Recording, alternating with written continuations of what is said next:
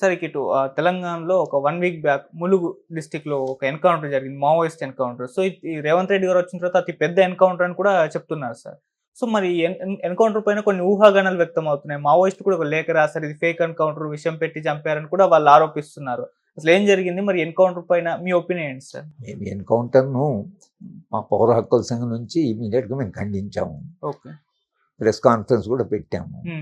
దాని మీద ఒక న్యాయ విచారణ జరిపించమని డిమాండ్ చేశాము.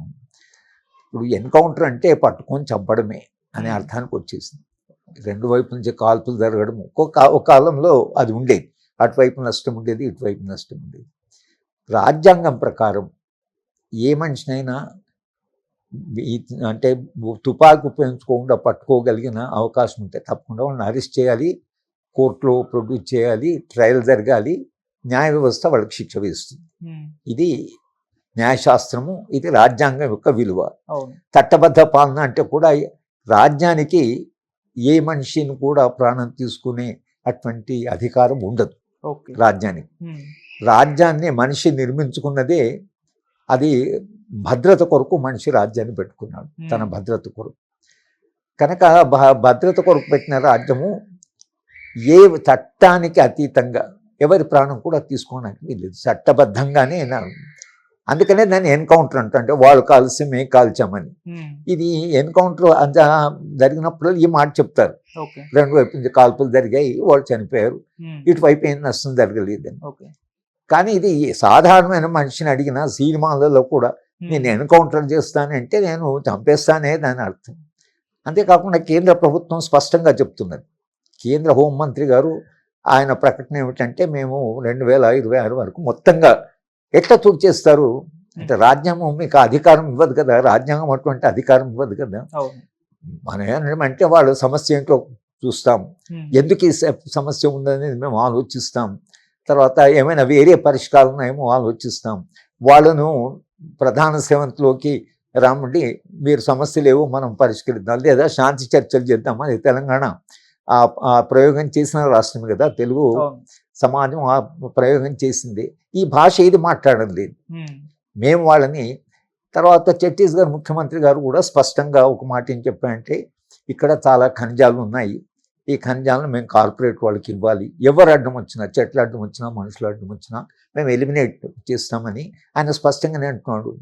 అంటే కదా దాని అర్థం ఏంటంటే, ఛత్తీస్గఢ్లో ఉండే ఖనిజ వనరులని కార్పొరేట్కి ఇవ్వడం కొరకు మీరు ప్రజలు, ఆదివాసీ ప్రజలు చేసే పోరాటాన్ని అణచివేస్తామని అంటున్నారు.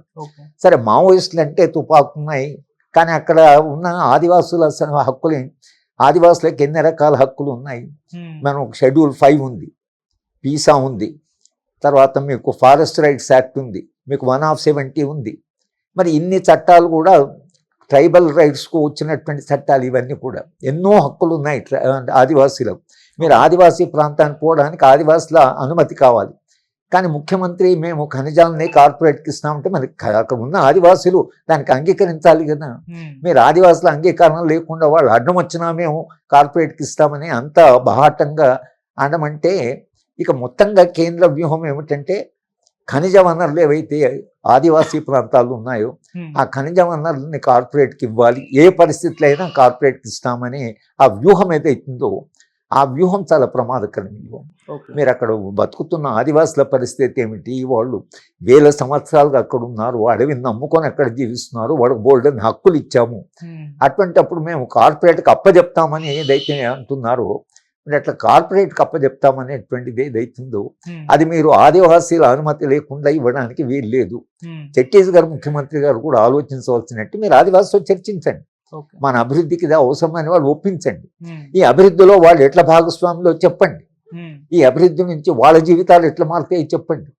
అది మీరు ప్రజాభిప్రాయాన్ని సమీకరించకుండా, ప్రజల సమ్మతి లేకుండా మేము ఏదైనా చేస్తామని అంటే అది రాజ్యాంగ విరుద్ధం, మొత్తంగా ప్రజాస్వామ్య విరుద్ధం కానీ అంటున్నారు. కనుక ఇప్పుడు ఎన్కౌంటర్ ఏది జరిగినా కూడా, ఇవాళ ఒకవేళ నిజమైన ఎన్కౌంటర్ జరిగిన, రెండు వైపుల కాల్పులు జరిగిన, అది ఫేక్ ఎన్కౌంటర్, బూటకప్ ఎన్కౌంటర్ అనేదాకా ప్రజలు విశ్వసిస్తున్నారు. అక్కడ దాకా వచ్చేసింది పరిస్థితి. కనుక ములుగులో జరిగిన దాని మీద కాంగ్రెస్ పార్టీ ఇక్కడ అధికారం ఉన్నప్పుడు స్పష్టంగా పోలీసులకు ఆదేశాలు ఉంటే ఏ వాళ్ళు పట్టుకోగలిగిన ఉంటే వాళ్ళని అరెస్ట్ చేయగలిగినటువంటి అవకాశం ఉంటే మీరు అరెస్ట్ చేయండి, వాళ్ళ కోర్టులో ప్రొడ్యూస్ చేయండి, చట్టబద్ధంగా ప్రవర్తించండి అని మనము స్పష్టమైన ఆదేశాలు ఉండాలి. కానీ అటు కాకుండా దేశవ్యాప్తంగా ఒక వ్యూహం ఉంది కాబట్టి మేము కూడా ఎన్కౌంటర్లకు పాల్పడతామని అంటే మీకు రాజ్యాంగం మీద మీరు దేశవ్యాప్తంగా వెళ్ళి ఈ రాజ్యాంగం మీద ప్రమాణం, ఈ రాజ్యాంగ ప్రమాణాలు కాపాడుతామని అది చెప్పడం చాలా కష్టమైపోతుంది.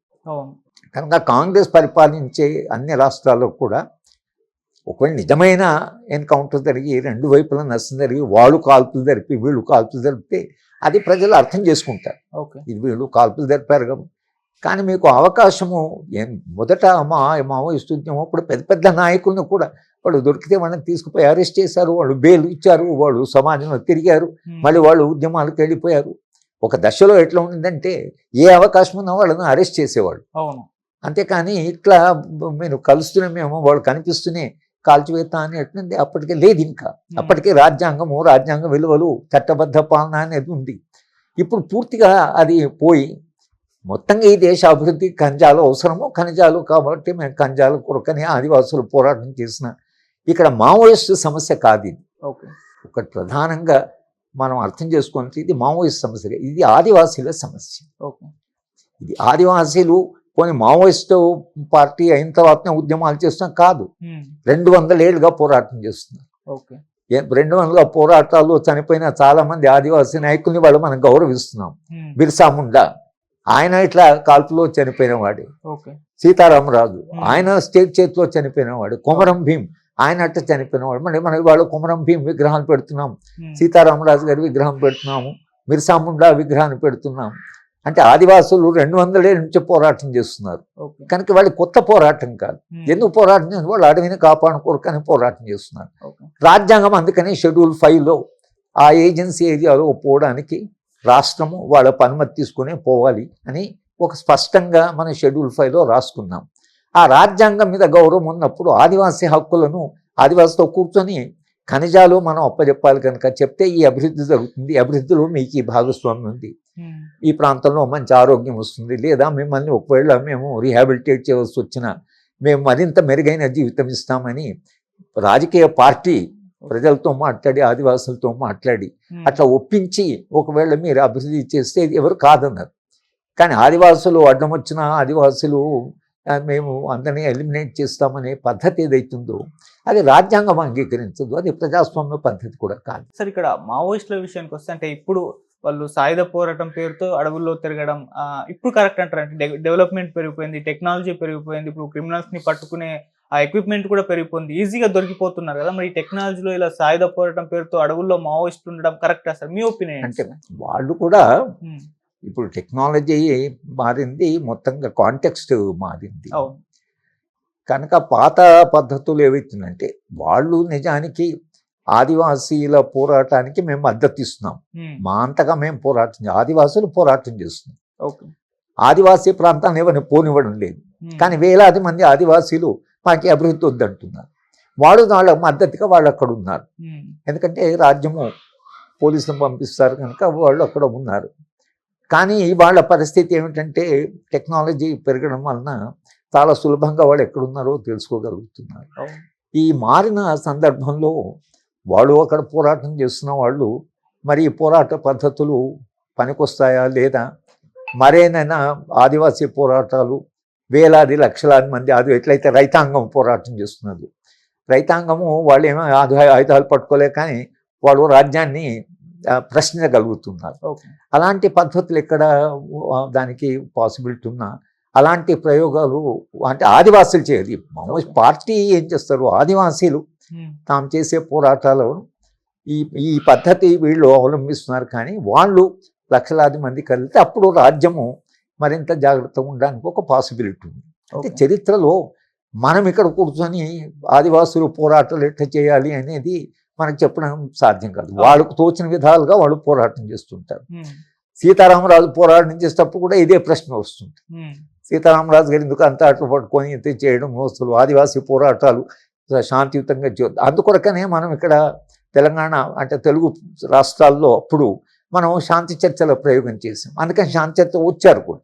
వాళ్ళు కొన్ని డిమాండ్స్ పెట్టారు, కానీ శాంతి చర్చలు ఫెయిల్ అయ్యాయి. కానీ శాంతి చర్చలు అనేటువంటిది ఒకటి సాధ్యమే అనే ఒక ప్రయోగం అయితే తెలంగాణ సమాజం చేసింది. కనుక ఇప్పటికైనా ఒక ప్రయోగం ఉంది. కనుక భారతీయ జనతా పార్టీ కూడా ఈ ప్రయోగం నుంచి వచ్చినటువంటి ఏదైతే అనుభవం ఉందో, అనుభవం దృష్ట్యా పార్టీ ఆదివాసీల యొక్క సమ్మతితో అభివృద్ధిని సాధించగలిగితే చాలా బాగుంటుంది.